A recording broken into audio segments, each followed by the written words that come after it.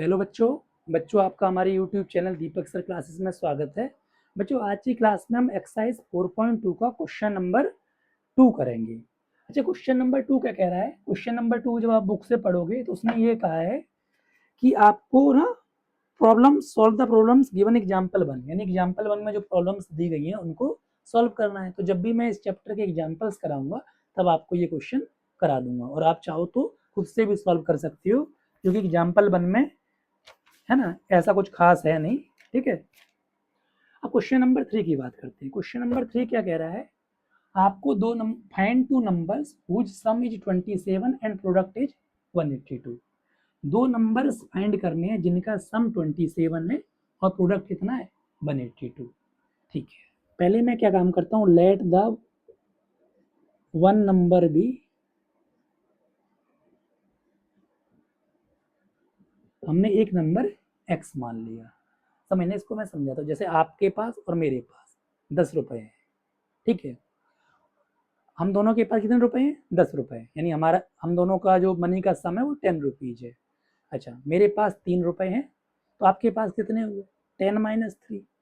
तो वैसे ही same as it is, अगर एक नंबर x है तो अगला नंबर क्या होगा?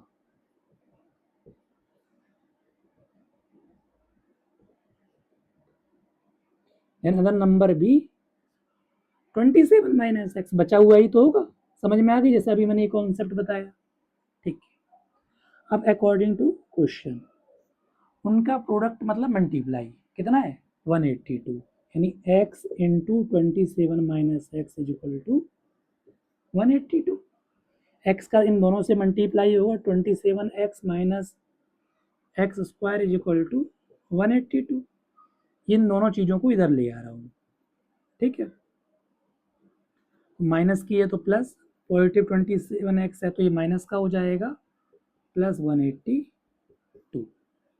समझ में आ रही है? चाहे नेगेटिव था पॉजिटिव, पॉजिटिव था नेगेटिव, और ये तो पॉजिटिव था ही।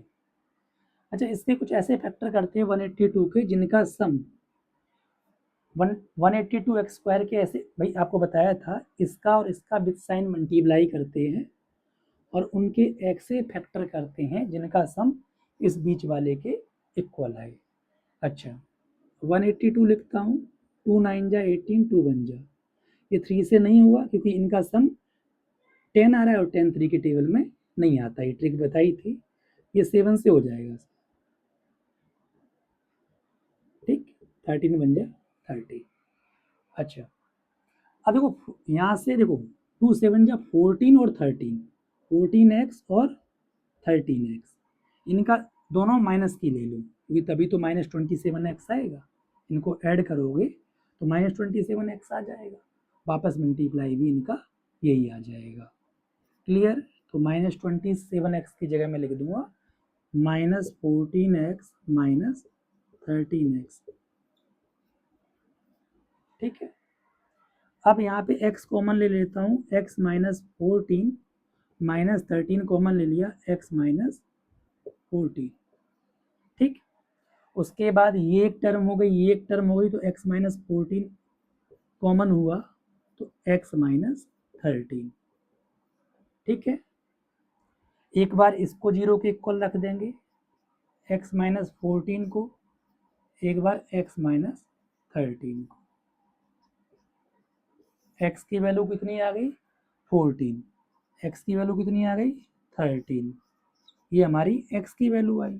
ठीक है, अच्छा आपसे वही तो सुनो, अब क्या काम करते हैं, देखो सुनो, अगर देखो सुनो यहाँ पे समझना, अगर मैं मान रहा हूँ एक नंबर 13 है, x की वैल्यू 13 आई, तो इसमें 27 माइनस 13 करोगे तो 14 आएगा। अगर x 14 रखते हो यहाँ पर तो अगला नंबर 13 आएगा। समझ में आ गया? तो आप लैंग्वेज में लिख दोगे, hence the two numbers are